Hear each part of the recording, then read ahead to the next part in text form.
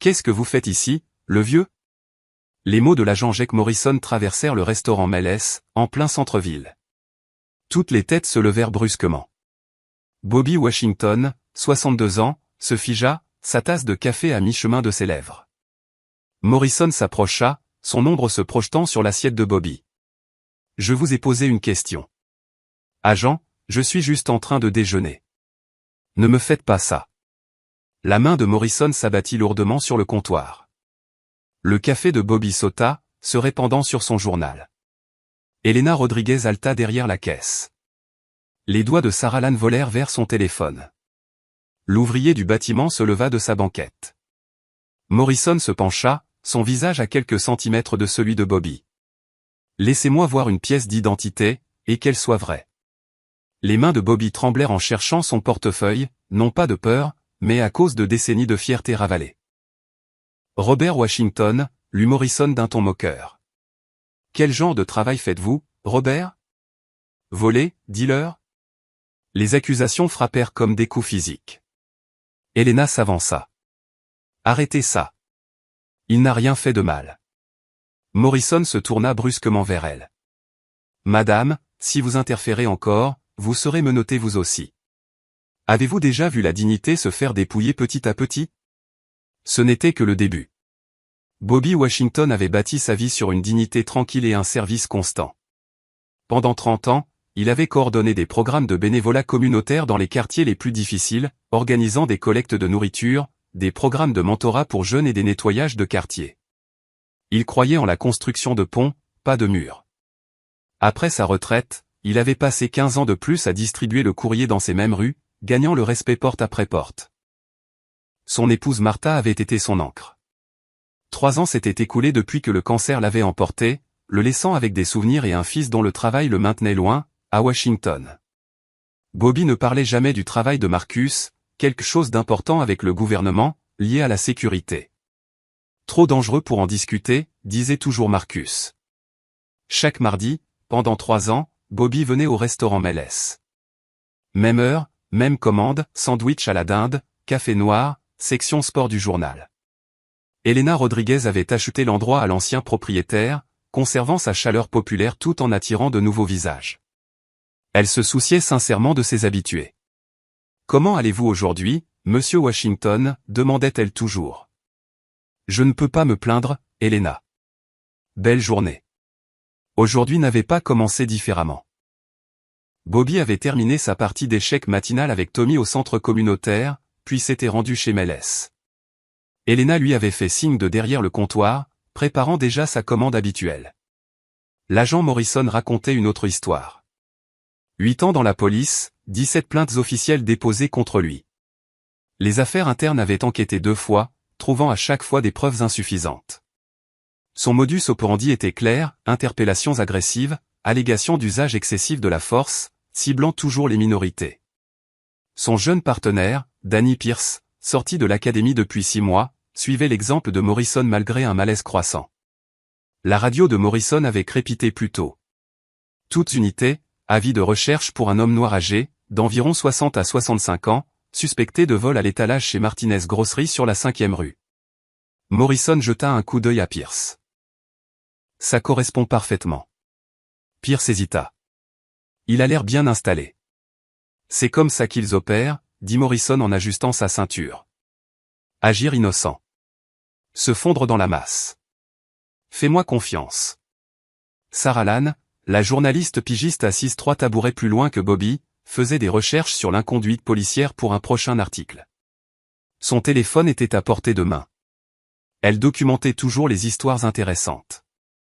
Aujourd'hui, ça semblait différent d'une certaine manière. 2 ouvriers du bâtiment occupaient une banquette d'angle, partageant des plaintes concernant leur chef d'équipe. Une mère nourrissait son enfant en bas âge de compote de pommes près de la fenêtre. Un couple âgé partageait une tarte à la crème de coco. Des gens normaux étaient sur le point d'assister à quelque chose d'extraordinaire. Le téléphone de Bobby était posé face cachée à côté de sa tasse de café. Son écran sombre mais rempli de messages non lus. « Papa, je ne pourrai pas venir dîner dimanche. Le dispositif présidentiel a été activé pour des protocoles d'urgence. J'ai vu les nouvelles concernant votre distinction. Maman serait si fière. Merci, papa. J'aimerais qu'elle puisse voir ça. Le message le plus récent, envoyé ce matin même, papa, quelque chose d'important se passe au travail aujourd'hui. Je ne peux pas dire quoi, mais je pense à toi. Reste en sécurité. Bobby ne l'avait jamais vu. Il était trop concentré sur l'article de journal concernant les récentes améliorations de la sécurité de la Maison Blanche, ne sachant pas que son propre fils avait aidé à les mettre en œuvre. L'atmosphère du restaurant changea subtilement à l'approche de Morrison. Les conversations se turent sans que les gens ne réalisent pourquoi. La main d'Elena se porta instinctivement vers le téléphone derrière la caisse. Les doigts de Sarah planèrent sur son application appareil photo. À l'extérieur, la vie urbaine normale continuait. Des employés de bureau pressés passaient avec leurs commandes de déjeuner. La circulation était fluide. Personne ne se doutait que dans les prochaines minutes, des événements se dérouleraient, atteignant les plus hauts niveaux du gouvernement. La scène était parfaitement prête, un homme innocent profitant de son déjeuner habituel, un agent avec un historique d'abus cherchant sa prochaine cible, et des connexions cachées qui allaient bientôt éclater au grand jour.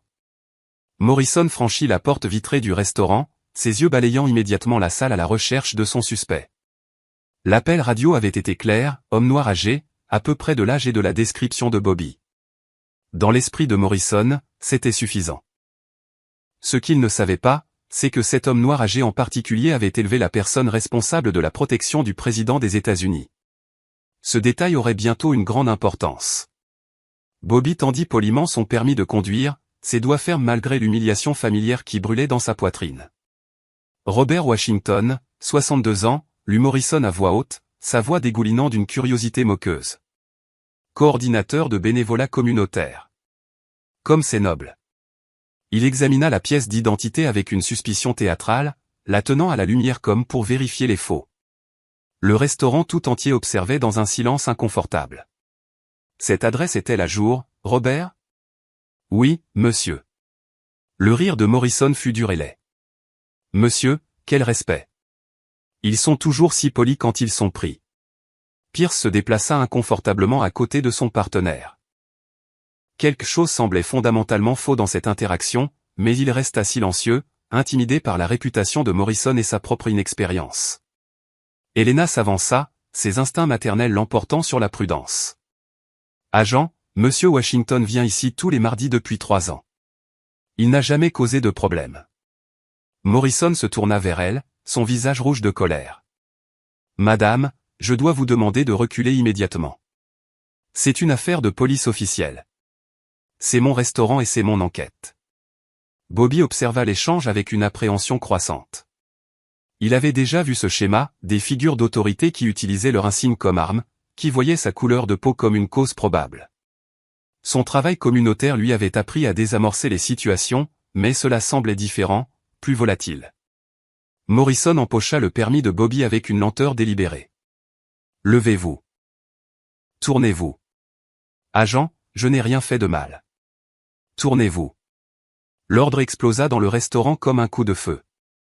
Bobby, maintenant ce qu'il pouvait de dignité, se leva lentement et fit face au mur. Morrison commença immédiatement une fouille corporelle agressive, ses mains invasives et inutilement rudes. Vérification d'armes, annonça Morrison à voix haute pour que tout le monde entende. On n'est jamais trop prudent avec les suspects. Le pouce de Sarah Lane planait sur le bouton d'enregistrement de son téléphone. Chaque instinct lui hurlait de documenter cela, mais la peur paralysait ses doigts. Pas encore.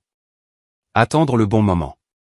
Morrison sortit le portefeuille de Bobby, le brandissant comme une preuve lors d'un procès. Regardez ça. Beaucoup d'argent pour quelqu'un qui déjeune. Bobby transportait $127, son argent mensuel de la prestation aux anciens combattants, soigneusement budgétisé pour l'épicerie et les petits plaisirs comme son déjeuner du mardi. Où avez-vous eu cet argent, Robert? Administration des anciens combattants. Je reçois mon chèque le premier mardi de chaque mois. Comme c'est pratique. Morrison compta les billets lentement, délibérément. Martinez Grosserie a signalé que quelqu'un correspondant exactement à votre description avait volé $120 dans leur caisse. Elena haleta audiblement. C'est impossible. Il est assis ici depuis plus d'1 heure. Êtes-vous sûr de ce timing, madame? Ou protégez-vous simplement un ami? Pendant la fouille humiliante, le téléphone de Bobby vibra avec insistance. L'identifiant de l'appelant affichait le téléphone professionnel de Marcus. Aucun des agents ne remarqua la brève illumination, mais Sarah Lane aperçut quelque chose d'inhabituel. Était-ce une photo de contact gouvernemental? L'appel bascula sur la messagerie vocale. La voix de Marcus, inaudible pour les personnes présentes, « Papa, désolé d'appeler pendant le déjeuner, mais une situation de sécurité se développe. J'ai besoin de te parler. » Le message fut coupé car la batterie du téléphone de Bobby mourut, l'écran devenant noir juste au moment où Morrison le trouva. « Qu'est-ce que c'est ?» Morrison brandit le téléphone comme s'il avait découvert de la contrebande. « Mon téléphone, agent. Nous allons voir ça. » L'ouvrier du bâtiment dans la banquette d'angle en avait assez vu. Il se leva, le bruit de ses bottes de travail résonnant sur le carrelage. Et, ce n'est pas normal. Cet homme n'a pas quitté ce restaurant. La main de Morrison se porta instinctivement à son tasé. Asseyez-vous. Personne n'a demandé votre avis. L'ouvrier s'assit à contre-cœur mais sortit son propre téléphone. Sarah Lane trouva enfin son courage et commença à enregistrer. Elena se dirigea vers le téléphone derrière la caisse. « J'appelle le superviseur de la police. »« Non » cria Morrison, perdant son sang-froid. « Personne n'appelle personne. » Bobby resta calme malgré son cœur qui battait la chamade. Ses années de service communautaire lui avaient appris que la dignité était quelque chose que personne ne pouvait lui enlever. Elle ne pouvait être que cédée. « Agent, je comprends que vous faites votre travail, mais je vous assure que vous faites une grave erreur. La seule erreur a été de penser que vous pouviez voler des gens qui travaillent dur et vous en tirer. » Morrison saisit brutalement le bras de Bobby, se préparant à le traîner vers la porte. L'homme âgé trébucha légèrement. Son genou, blessé il y a des années dans un accident de travail, céda sous la force soudaine. « Il est blessé » s'écria Elena. « Il résiste » répondit Morrison, tendant la main vers ses menottes.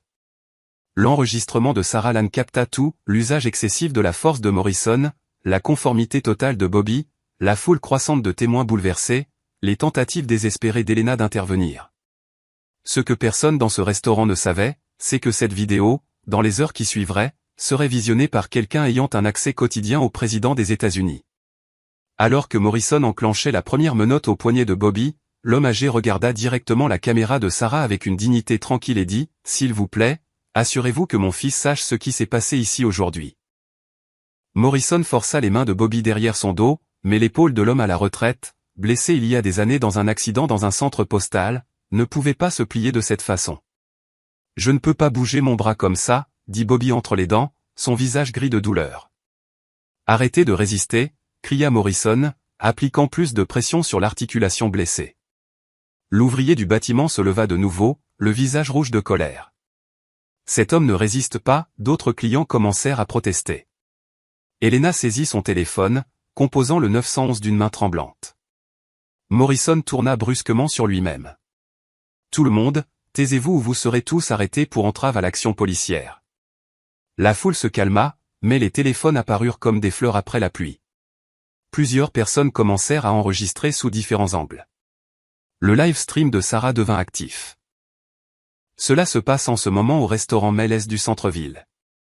Un homme noir âgé est arrêté pour avoir prétendument volé de l'argent, mais des témoins affirment qu'il est ici depuis plus d'1 heure. Le nombre de ses spectateurs commença immédiatement à grimper, 20 spectateurs, 50, 100. Morrison tira sur l'épaule blessée de Bobby. Un craquement audible résonna dans le restaurant silencieux. Bobby laissa échapper un cri, le premier son de douleur réel qu'il avait produit. « Oh mon Dieu !» cria Elena. « Vous lui faites mal. » Pierce s'avança enfin. « Jake, vas-y doucement. »« Recule, Pierce. » Le visage de Bobby devint blême, mais il ne riposta pas. Ses années de service communautaire lui avaient appris la patience, même en situation de crise. Même alors que son épaule se luxait avec un craquement répugnant. La mère près de la fenêtre couvrit les yeux de son enfant. Le couple âgé parut horrifié. Le nombre de spectateurs du live stream de Sarah atteignit 200, puis 500. « C'est complètement faux », marmonna l'ouvrier du bâtiment à son partenaire. « Nous devons faire quelque chose. »« Que pouvons-nous faire ?» ?»« Il a un insigne et une arme. » Elena se précipita avec une serviette propre pour l'épaule de Bobby. Morrison bloqua agressivement son chemin, resté en arrière. « Quel est votre numéro de matricule » demanda Helena, sa voix portant à travers tout le restaurant. L'ouvrier du bâtiment sortit son téléphone, zoomant sur l'uniforme de Morrison. « C'est le 4472, numéro de matricule 4472. » Morrison réalisa qu'il était enregistré sous plusieurs angles. Son agressivité s'intensifia comme un animal acculé qui riposte. « Vous tous, supprimez ces vidéos tout de suite. » Personne ne bougea. L'homme âgé partageant la tarte avec sa femme murmura, en 50 ans de mariage, « Je n'ai jamais rien vu de tel. » Le live stream de Sarah atteignit 1000 spectateurs. Les commentaires affluaient plus vite qu'elle ne pouvait les lire, appelez la police. C'est insensé. Que quelqu'un l'aide. Où cela se passe-t-il? Le matricule 4472 doit être viré. La radio de Morrison crépita de parasites. Unité 23. Quel est votre statut concernant le vol de la 5e rue? Morrison fit une pause, toujours agrippant Bobby brutalement, la sueur perlant sur son front malgré la climatisation du restaurant. Unité 23, veuillez répondre. Martinez Grosserie vient d'appeler. Ils ont retrouvé leur argent manquant dans la réserve arrière. Je répète, l'argent a été retrouvé dans leur réserve arrière. Fausse alerte concernant le signalement de vol. Le restaurant devint silencieux, sauf le bourdonnement de la machine à café et le léger bruit des téléphones qui enregistraient. Bobby regarda Morrison avec une dignité tranquille intacte malgré sa douleur évidente. Le visage de l'agent Morrison devint rouge vif. Il avait été pris en flagrant délit devant des témoins, des caméras, et maintenant sa propre radio de dispatch confirmait son erreur monumentale. Pierce réalisa l'horrible vérité. Son partenaire venait de brutaliser un homme innocent sur la base d'un faux rapport. Jake, laissez-le partir tout de suite. Non, il est toujours suspect. Il pourrait être impliqué dans d'autres crimes. Trafic de drogue peut-être. Sur quelle preuve, s'écria l'ouvrier du bâtiment. Basé sur le fait que c'est moi le flic ici, répondit Morrison en grognant. Le live stream de Sarah explosa à 2500 spectateurs. Les commentaires défilaient plus vite qu'on ne pouvait les lire humainement. Des captures d'écran commencèrent à circuler sur Twitter et Facebook. La respiration de Bobby devint laborieuse. La luxation de l'épaule et le stress croissant déclenchèrent une anxiété due à des années de discrimination et de harcèlement systémique. Sa poitrine se serra. J'ai besoin de m'asseoir, murmura-t-il, sa voix à peine audible. Vous vous assiérez quand je vous le dirai. Helena poussa Morrison, soutenant le poids de Bobby avec sa petite silhouette. Il fait une crise de panique. Cet homme a besoin de soins médicaux immédiats. L'ouvrier du bâtiment composa le numéro des services d'urgence. Nous avons besoin d'une ambulance au restaurant Mel's du centre-ville. Un agent de police utilise une force excessive sur un homme âgé qui est clairement blessé. Morrison se jeta sur le téléphone. Raccrochez cet appel immédiatement. Vous ne pouvez pas m'empêcher d'appeler des secours médicaux, cria l'ouvrier en retour, sa voix résonnant sur les murs du restaurant. Pierce retrouva enfin sa colonne vertébrale. Jake, nous avons besoin de paramédics ici maintenant. Regardez-le. Il peut à peine respirer. Les souvenirs de Bobby de discrimination passée se mêlaient au traumatisme actuel. Chaque affront qu'il avait subi, chaque fois qu'il avait été suivi dans les magasins, chaque regard suspicieux, tout cela lui revenait en mémoire. Il se sentait isolé et attaqué, entouré d'hostilité, tout comme tant d'autres moments de sa longue vie. Sarah Lane prit une décision qui allait tout changer. Elle posta son live stream simultanément sur Twitter, TikTok et Facebook avec la légende, en ce moment même. Brutalité policière au restaurant Mel's du centre-ville. Vieil homme noir agressé pour un crime qui n'a jamais eu lieu. Numéro de matricule 4472. Partagé partout. En quelques minutes, la vidéo commença à se propager sur les plateformes de médias sociaux comme une traînée de poudre. Des influenceurs locaux la retweetèrent. Des organisations de défense des droits civiques la partagèrent. Des gens ordinaires la firent suivre à leurs amis. Un rédacteur en chef d'une chaîne de télévision locale la repéra en tendance. Une éminente avocate des droits civiques la vit sur sa timeline et commença immédiatement à passer des appels. Un membre du Congrès la retweeta avec des commentaires indignés sur la réforme de la police. Et à Washington, D.C., quelqu'un de très important reçut une notification téléphonique qui allait absolument tout changer. Le téléphone de Bobby, dont l'écran était fissuré après être tombé pendant la bagarre, s'alluma brièvement grâce à l'alimentation d'urgence de la batterie, celle qui s'active en cas de crise. L'identifiant de l'appelant affichait « Marcus, Maison Blanche urgente ». Helena remarqua la brève illumination. « Monsieur Washington, quelqu'un essaie de vous joindre. Ça a l'air important. » Morrison vit le téléphone et le saisit brutalement. « Personne ne touche à rien. C'est une preuve potentielle dans mon enquête. » « Preuve de quoi exactement ? » demanda Helena, sa voix montant à chaque mot. Mais Sarah Lane, toujours en direct devant des milliers de spectateurs dans le monde entier, eut un aperçu clair de l'identifiant de l'appelant sur sa caméra. Ces spectateurs le virent aussi, et des internautes avertis commencèrent à prendre des captures d'écran et à zoomer sur la capture. Les commentaires commencèrent à affluer. « Qui est Marcus ? C'est marqué Maison Blanche ? Est-ce un contact gouvernemental ? Quelqu'un doit tracer ce numéro. C'est plus grave que nous le pensions. » Les paramédics arrivèrent, leur ambulance rouge et blanche visible à travers les grandes fenêtres du restaurant. Les lumières d'urgence peignaient l'intérieur de couleurs alternées, mais Morrison se positionna entre eux et Bobby comme un mur humain. Il est en état d'arrestation pour vol et résistance. Les soins médicaux viendront après le traitement au poste. La chef des paramédics, une femme noire expérimentée nommée Angela, avec 20 ans d'intervention d'urgence, s'avança avec une autorité professionnelle qui venait de sauver des vies quotidiennement. « Monsieur, cet homme nécessite des soins médicaux immédiats. Son épaule est clairement luxée et il montre des signes de détresse cardiaque. Vous pouvez l'arrêter à l'hôpital si vous estimez que c'est nécessaire. Personne ne me dit comment faire mon travail. Je fais ça depuis 8 ans. » Angela examina l'état de Bobby à distance, épaules luxées, respiration laborieuse, détresse psychologique évidente. Elle reconnaissait le traumatisme quand elle le voyait, tant physique qu'émotionnel. « Agent, si cet homme fait une crise cardiaque ou un AVC parce que vous lui refusez des soins médicaux, cette responsabilité vous incombera entièrement. Je documente ce refus dans mon rapport. » Le nombre de spectateurs du live stream atteignit 10 000 et augmentait rapidement. Des fourgons de presse locaux commencèrent à arriver à l'extérieur, leurs antennes paraboliques s'étendant comme des fleurs mécaniques tendant vers le ciel.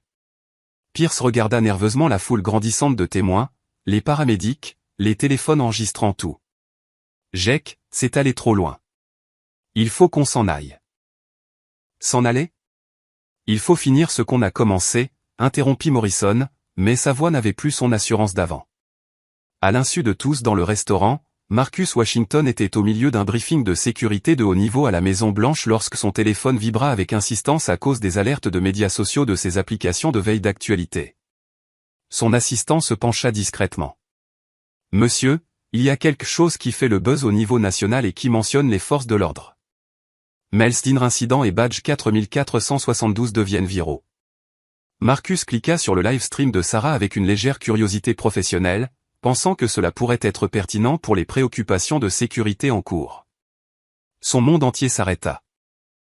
Sur l'écran devant lui, d'une clarté cristalline malgré le petit écran de son téléphone, il regarda son père, l'homme qu'il avait élevé seul après la mort de sa mère, qui avait soutenu tous ses rêves, qui avait tout sacrifié pour le succès de son fils, être brutalisé par un agent de police.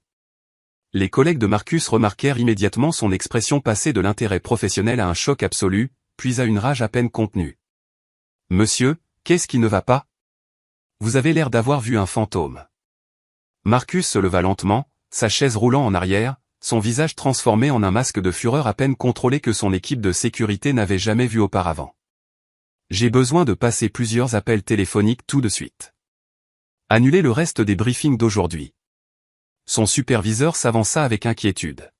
« Marcus, que se passe-t-il ? » Cet homme agressé en direct à la télévision, dit Marcus calmement, sa voix mortellement tranquille.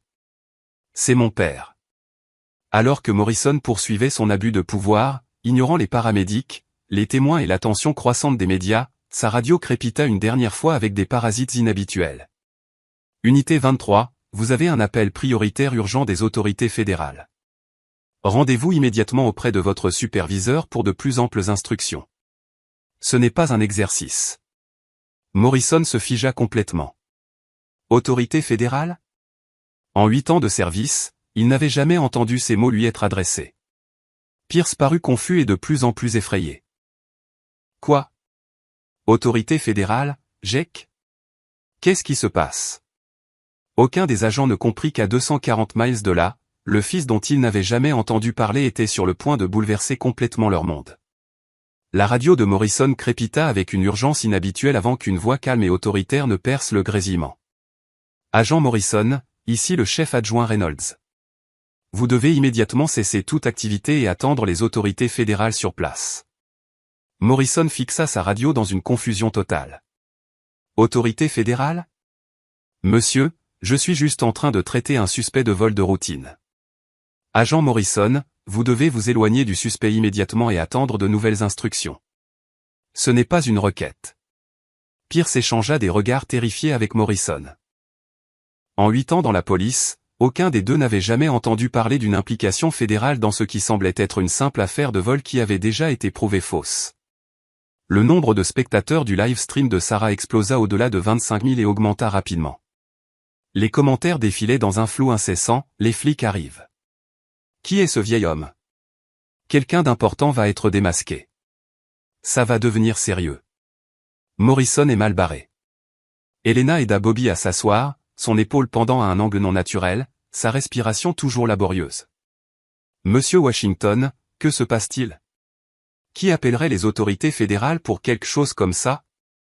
Bobby parut confus malgré sa douleur, une petite lueur d'espoir dans ses yeux. Je ne sais pas. Peut-être que quelqu'un a vu la vidéo et a appelé. Mais au fond de lui, là où il osait à peine espérer, il se demanda si Marcus pouvait d'une manière ou d'une autre savoir ce qui se passait.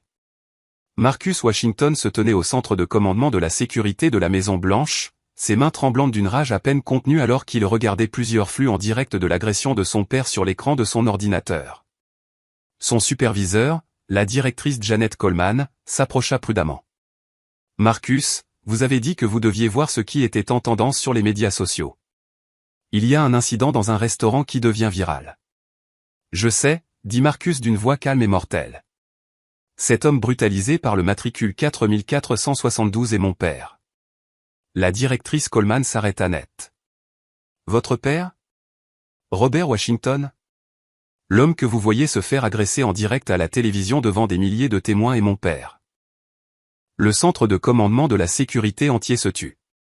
Tous les présents connaissaient Marcus Washington, vétéran des services secrets depuis 15 ans, 3 distinctions pour bravoure exceptionnelle, personnellement choisi par le président pour son rôle actuel de chef de la sécurité de la Maison Blanche.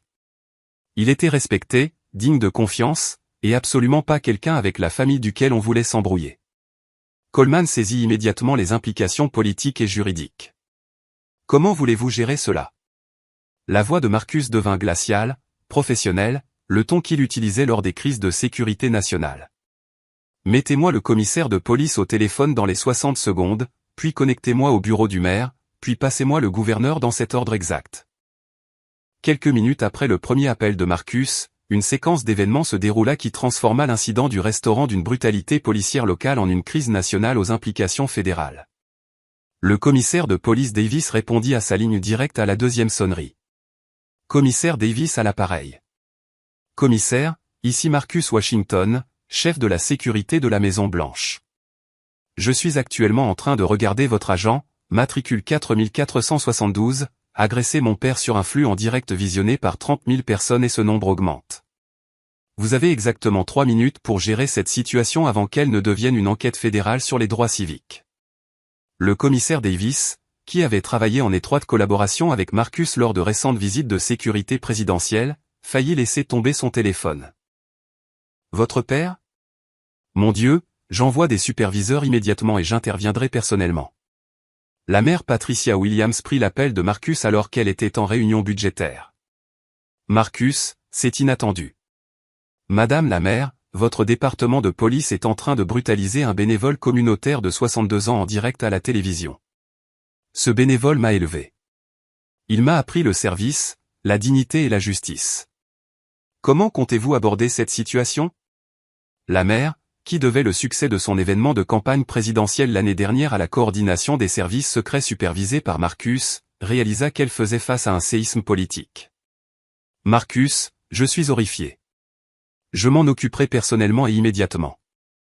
Le gouverneur Richardson répondit à son téléphone pendant une conférence de presse sur le financement des infrastructures. Son aide lui murmura à l'oreille avec urgence avant de lui tendre le téléphone.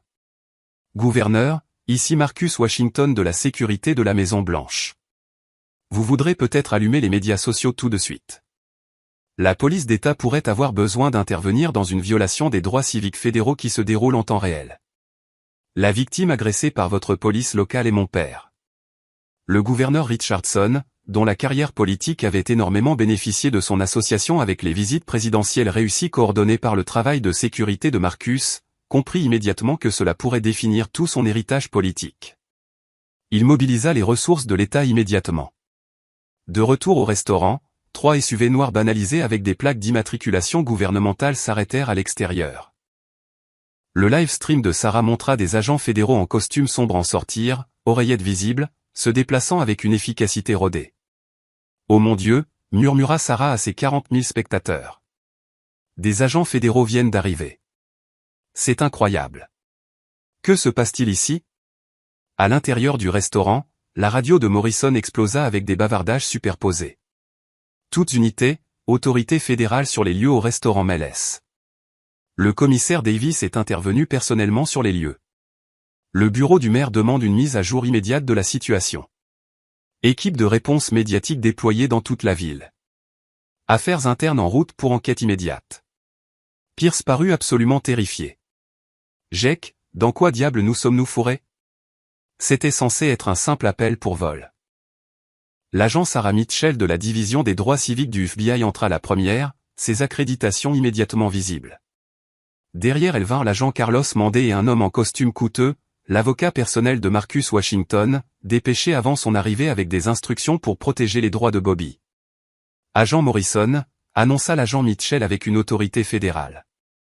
Je suis l'agent Mitchell du FBI, division des droits civiques. Vous allez immédiatement vous éloigner de Monsieur Washington et me remettre son identification. Morrison, tenant toujours la pièce d'identité de Bobby comme un trophée, réalisa que son monde s'effondrait en temps réel. Ce n'est qu'une arrestation de routine pour vol. Il n'y a rien de routine dans l'agression du père du chef de la sécurité de la Maison-Blanche, interrompit froidement l'avocat, ces mots portant le poids du pouvoir fédéral. La foule haleta audiblement. Les yeux d'Elena s'écarquillèrent sous le choc. Le chat du live stream de Sarah explosa dans un chaos total, chef de la sécurité de la Maison-Blanche. Son fils travaille pour le président. Incroyable. Ce gars est lié à la Maison-Blanche. Morrison s'est frotté à la mauvaise famille. Ça va être légendaire. Bobby leva les yeux dans une confusion sincère, la fierté se mêlant à sa douleur. Sécurité de la Maison-Blanche. C'est mon fils Marcus. Il travaille à Washington, mais je n'ai jamais su exactement quoi. La mâchoire d'Elena tomba complètement. Votre fils travaille à la Maison-Blanche pour le président? L'agent Mitchell s'approcha de Bobby avec un professionnalisme délicat. Monsieur Washington, votre fils m'a demandé de vous transmettre personnellement ce message. Papa, je descends en avion gouvernemental en ce moment même. Personne ne vous traitera plus jamais comme ça. Je le promets. Des larmes coulèrent sur le visage buriné de Bobby, non plus de douleur physique, mais d'une fierté accablante mêlée de soulagement. Son fils était devenu tout ce que Bobby avait espéré, tout ce dont Martha avait rêvé. Le commissaire Davis fit irruption par la porte du restaurant, haletant d'avoir couru, son uniforme en désordre. Il jeta un regard complet à Morrison, puis aux agents fédéraux, puis à Bobby Washington, assis, blessé et digne malgré tout. Agent Morrison, dit-il d'une voix calme et mortellement autoritaire. Vous êtes suspendu de vos fonctions avec effet immédiat. Un signe, arme et radio tout de suite.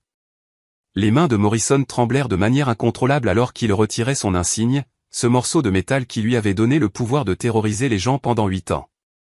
Monsieur, je ne faisais que suivre la procédure pour un suspect de vol. Vous veniez juste de mettre fin à votre carrière, le coupa le commissaire Davis avec finalité. Monsieur Washington, au nom de tout le département de police, je vous présente nos excuses sincères. Ce comportement est complètement inacceptable et fera l'objet d'une enquête approfondie. Paramédic, veuillez prendre en charge ce monsieur immédiatement. Pierce, réalisant l'ampleur de ce dont il avait été témoin et sa propre complicité par son silence, s'exprima avec un courage retrouvé. Commissaire, je souhaite déposer une plainte officielle contre mon partenaire. Ce que j'ai vu ici aujourd'hui était complètement faux, et j'aurais dû l'arrêter. La frénésie médiatique à l'extérieur avait augmenté de façon exponentielle. Des fourgons de presse encerclaient le restaurant comme des chariots en cercle. Le live stream de Sarah atteignit 60 000 spectateurs. Le hashtag #MelsDinnerJustice commença à être en tendance nationale sur toutes les plateformes de médias sociaux. Elena s'approcha de Bobby alors que les paramédics examinaient attentivement son épaule.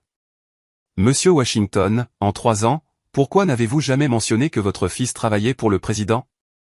Bobby esquissa un sourire douloureux mais sincère. « Marcus et moi, nous avions convenu de ne jamais discuter de son travail. Trop dangereux, trop sensible. Je savais juste qu'il faisait quelque chose d'important à Washington pour le gouvernement. Je n'ai jamais voulu de traitement de faveur ou me vanter de mon garçon. Je voulais juste être Bobby du quartier, vous savez. » L'agent Mitchell s'adressa à la salle pleine de témoins et de caméras. Cet incident fera l'objet d'une enquête approfondie par les autorités fédérales en vertu des lois sur la violation des droits civiques. Les droits constitutionnels de M. Washington ont été clairement violés. L'ancien agent Morrison fera face à des accusations fédérales en plus de toute mesure disciplinaire locale. Le commissaire Davis ajouta avec une colère visible. Le département mettra en œuvre des réformes immédiates, y compris une formation obligatoire sur les préjugés implicites, une surveillance communautaire et une tolérance zéro pour l'usage excessif de la force. Ce comportement est absolument inacceptable. Morrison, son insigne et son arme confisquées, sa carrière détruite, réalisa que 8 ans d'abus impunis l'avaient finalement rattrapé. Son schéma de ciblage des minorités, ses 17 plaintes, ses 2 enquêtes des affaires internes, tout cela serait rouvert et examiné dans le cadre d'une enquête fédérale. Pierce s'approcha de Bobby avec un remords sincère. « Monsieur, je suis profondément désolé de ne pas être intervenu plus tôt. J'ai eu tort de garder le silence. » Bobby, avec la grâce qui avait défini toute sa vie même dans ce moment de justification, répondit avec la dignité qui avait défini toute sa vie. « Phil, le courage n'est pas l'absence de peur. Parfois, il faut du temps pour trouver sa voie. Tu as trouvé la tienne quand ça comptait vraiment. » Le restaurant éclata en applaudissements spontanés. L'ouvrier du bâtiment cria « Justice !» Elena serra délicatement Bobby dans ses bras, évitant son épaule blessée. Le live stream de Sarah montra un moment de pur triomphe communautaire sur l'abus systémique. À l'extérieur, une foule s'était rassemblée pour soutenir Bobby. Des pancartes faites à la main apparurent « Nous soutenons Bobby, justice pour les héros de la communauté, papa de la Maison Blanche ». La scène se transforma d'un spectacle d'injustice en une célébration de la dignité restaurée. Le téléphone de Bobby, trouvant d'une manière ou d'une autre assez d'énergie pour un dernier appel, sonna avec une demande FaceTime. Marcus apparut à l'écran, appelant depuis un avion de transport de l'Air Force. « Papa. Papa, ça va ? Je suis à 20 minutes. » Tout le restaurant regarda le père et le fils se reconnecter à travers la fracture numérique. « Je vais bien, mon fils. Juste un malentendu qui a dégénéré. »« Non, papa. Ce n'était pas un malentendu. C'était faux. Et tous les responsables en répondront. Je suis si fier de la façon dont tu t'es comporté. Maman serait fière aussi. » Elena essuya des larmes. Les spectateurs de Sarah furent témoins d'un moment d'amour pur, triomphant de la haine et de l'abus de pouvoir. Alors que les agents fédéraux prenaient Morrison en charge, lui lisant ses droits pour violation des droits civiques en vertu de la loi fédérale, l'homme qui avait terrorisé les minorités pendant 8 ans fit enfin face aux conséquences de ses actes. Le pouvoir s'était complètement inversé. La justice, tardive mais non refusée, était enfin arrivée. 30 minutes plus tard, le son distinctif des rotors d'hélicoptères emplit l'air au-dessus du restaurant Melles. Un hélicoptère gouvernemental noir avec des marquages officiels descendit sur le parking d'en face, son souffle dispersant les papiers volants et faisant tourner les têtes dans tout le quartier. Marcus Washington en sortit dans son costume sombre sur mesure, l'oreillette des services secrets toujours active, se déplaçant avec la démarche déterminée de quelqu'un habitué à protéger la personne la plus puissante du monde. Son visage montrait une émotion contenue, soulagement mêlé d'une colère à peine contenue face à ce qui était arrivé à son père. La foule qui s'était rassemblée s'écarta respectueusement à son approche du restaurant. Les caméras d'information capturèrent chaque pas. Les habitants murmuraient entre eux, réalisant qu'ils étaient témoins de quelque chose d'extraordinaire, le fils de leur voisin, Bobby, commandait ce niveau de réponse fédérale. À l'intérieur, Bobby était assis, son bras correctement immobilisé dans une écharpe professionnelle, donnant sa déclaration détaillée aux agents du FBI. Son épaule avait été remise en place par les paramédics, bien qu'il aurait besoin d'une intervention chirurgicale pour réparer les ligaments déchirés. Quand il vit Marcus à travers la fenêtre, son visage se transforma complètement, la douleur cédant la place à une fierté paternelle pure. Le père et le fils s'étreignirent prudemment, Marcus étant attentif à la blessure. Les deux hommes retenaient des larmes qu'ils avaient trop longtemps contenues. « Je suis tellement désolé, papa. J'aurais dû être là pour te protéger. Tu étais là, mon fils. Quand cela comptait le plus, tu étais exactement là où tu devais être. » L'agent Mitchell s'adressa à la foule grandissante de médias à l'extérieur lors d'une conférence de presse hâtivement organisée. Notre enquête préliminaire révèle des violations flagrantes des droits civiques fédéraux. L'ancien agent Morrison a été arrêté pour des accusations incluant agression sous couvert d'autorité, privation des droits civiques en vertu d'une loi fédérale, et usage excessif de la force entraînant des lésions corporelles. Morrison, menotté lui-même, fut conduit devant les caméras de presse vers un véhicule de transport fédéral. L'ironie n'échappa à personne, surtout pas aux spectateurs du live stream de Sarah, désormais plus de 200 000 dans le monde. Les commentaires affluaient, célébrant l'inversion de la justice, le karma est servi froid. Voici à quoi ressemble la justice. Ne jamais s'en prendre au père de la Maison Blanche. Pierce se tenait aux côtés du commissaire Davis, coopérant pleinement avec les enquêteurs fédéraux. Les images de sa caméra corporelle, opportunément oubliées lors de l'incident initial, devinrent soudainement des preuves cruciales après l'arrestation de Morrison. Pierce avait retrouvé sa conscience, comprenant enfin que le silence face à l'injustice le rendait complice. Helena s'adressa à la foule depuis les marches de son restaurant, sa voix portant sur la masse rassemblée. Monsieur Washington fait partie de notre famille ici depuis 3 ans. Ce qui s'est passé aujourd'hui était complètement faux. Mais voir cette communauté défendre ce qui est juste, c'est l'Amérique en laquelle je crois. C'est l'Amérique pour laquelle il vaut la peine de se battre. L'ouvrier du bâtiment qui s'était levé le premier, James Patterson, est maintenant bénévole auprès d'organisations d'anciens combattants. Si j'ai trouvé le courage de m'exprimer une fois, je peux le retrouver chaque fois que l'injustice apparaît. Marcus lui serra fermement la main. Merci d'avoir eu le courage de vous lever quand cela importait. Mon père m'a élevé en me faisant croire que ce sont les gens ordinaires qui font des choses extraordinaires qui engendrent le vrai changement. La docteure Patricia Williams de l'hôpital général de la ville termina son examen de l'épaule de Bobby dans la banquette arrière du restaurant, transformé en poste médical de fortune. La luxation a été correctement remise en place, mais vous aurez besoin d'une intervention chirurgicale dans la semaine pour réparer les lésions ligamentaires. Un rétablissement complet est attendu avec de la physiothérapie. Pendant qu'elle travaillait, Bobby grimaça mais resta stoïque. J'ai eu de pires blessures. Ce n'est pas ma première rencontre avec des gens qui n'aimaient pas la couleur de ma peau. Marcus tint la main indemne de son père. Tu n'as pas à minimiser cela, papa. Ce qui s'est passé est une agression, pure et simple. Je ne minimise pas, mon fils. Je le mets en perspective. Ta mère disait toujours que tu ferais quelque chose d'important dans ta vie. Aujourd'hui, elle a eu raison. Marcus s'adressa aux médias assemblés à l'extérieur du restaurant, son père à ses côtés. Les deux hommes présentant un front uni de dignité et de force. Mon père a servi sa communauté pendant 30 ans par la coordination de bénévolat et le service postal. Il rentrait chez lui tous les jours et m'enseignait la justice, la dignité et le service aux autres. Aujourd'hui, il a montré au monde ce qu'est la grâce sous pression. Bobby parla doucement dans le groupe de microphones. Je ne veux pas que l'agent Morrison soit détruit en tant que personne. Je veux qu'il soit éduqué. La haine vient généralement de la peur et de l'ignorance.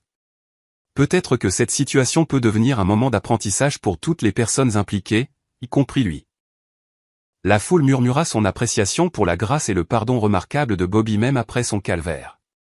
Marcus poursuivit avec une intensité calme. Mais ne vous y trompez pas. Les violations des droits civiques seront poursuivies dans toute l'étendue de la loi fédérale. Mon père mérite la justice. Chaque citoyen américain mérite d'être traité avec une dignité humaine fondamentale, quelle que soit sa couleur de peau. Le commissaire Davis annonça des réformes immédiates à l'échelle du département lors d'une conférence de presse impromptue. Formation obligatoire sur les préjugés implicites pour tous les agents. Caméras corporelles obligatoires lors de chaque interaction publique. Création d'un conseil de surveillance citoyen avec une réelle autorité. Et des politiques de tolérance zéro pour l'usage excessif de la force avec renvoi automatique au niveau fédéral.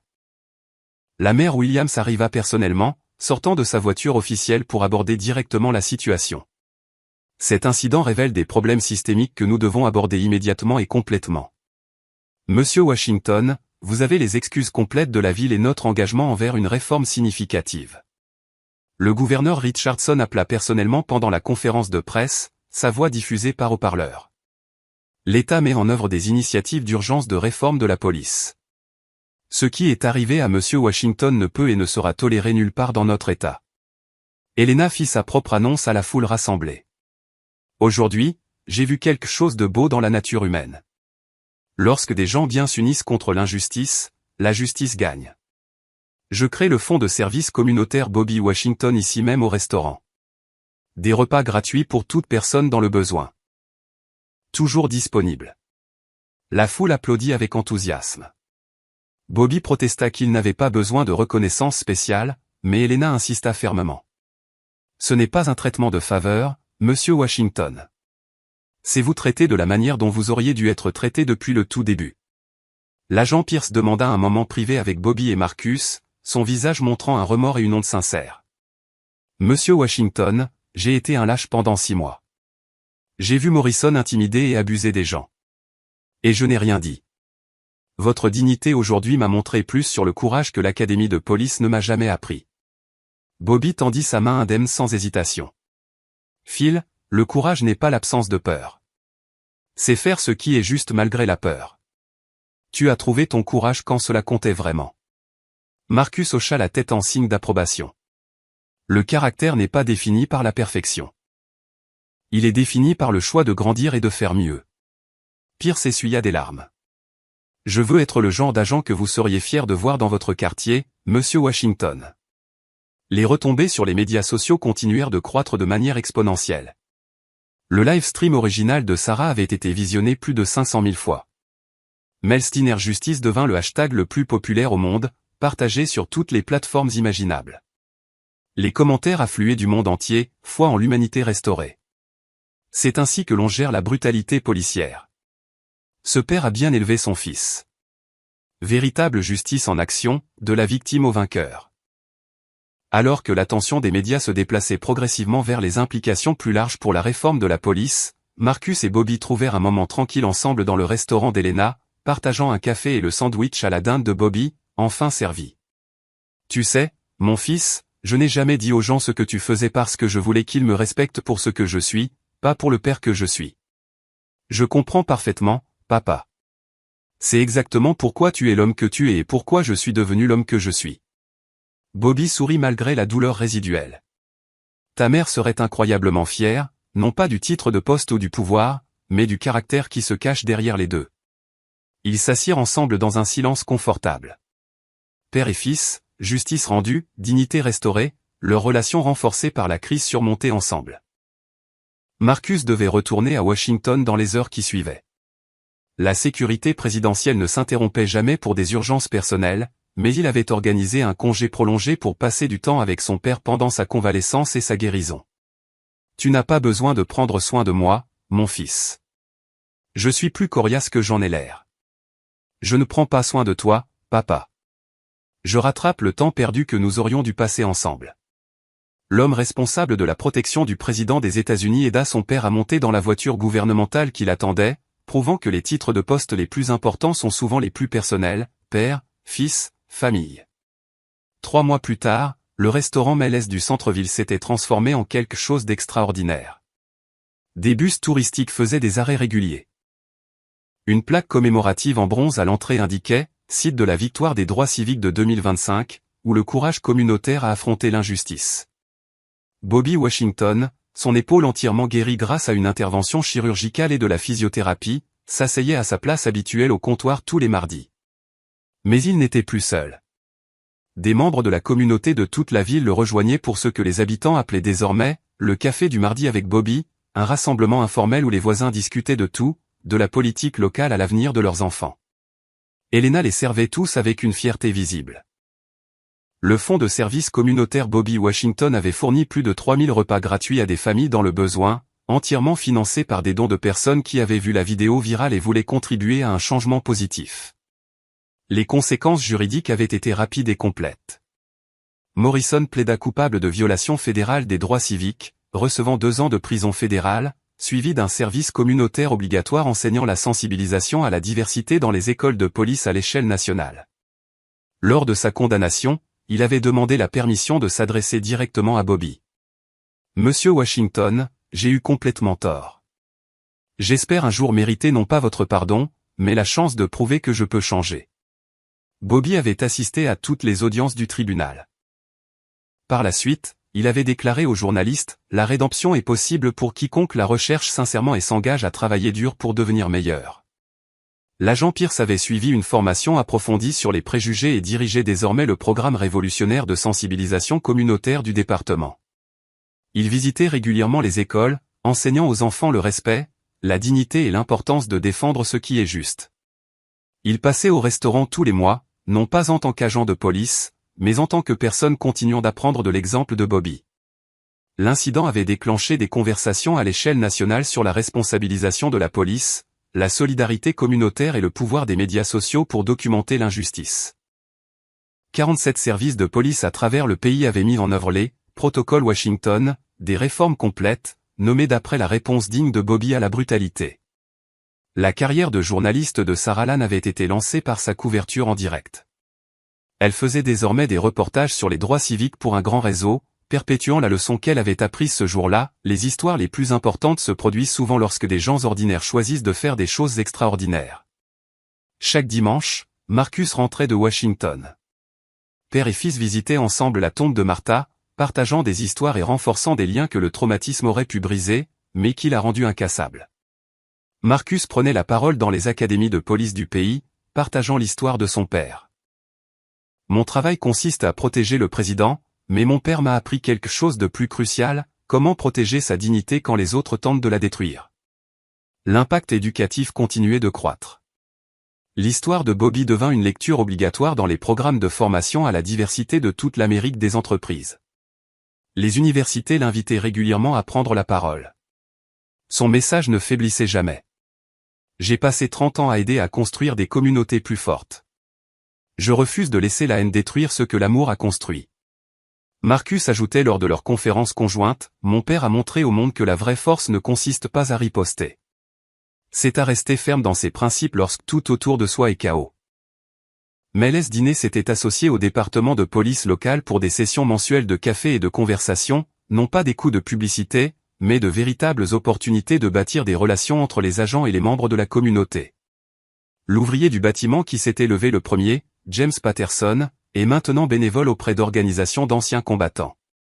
Si j'ai trouvé le courage de m'exprimer une fois, je peux le retrouver chaque fois que l'injustice apparaît.